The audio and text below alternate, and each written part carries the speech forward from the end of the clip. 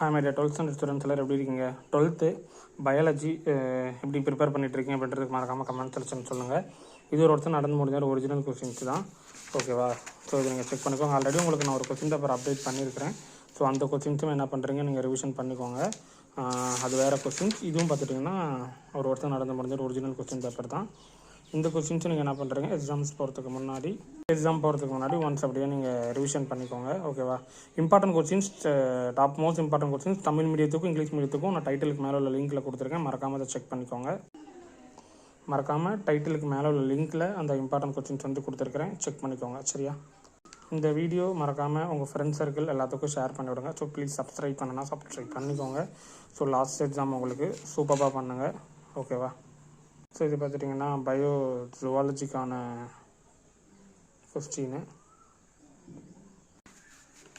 அதோட continuity.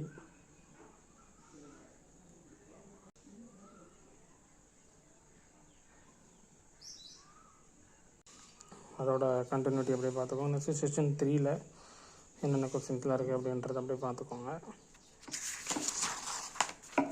Next final, ஓகேப்பா? டைட்டிலுக்கு மேலே ஒரு லிங்க்கில் இம்பார்ட்டன்ட் கொஸ்டின்ஸ் கொடுத்துருக்கேன். அதுவும் நீங்கள் எக்ஸாம்ஸ் போகிறதுக்கு முன்னாடி ஃபுல்லாக ரிவிஷன் பண்ணிக்கோங்க. All the best.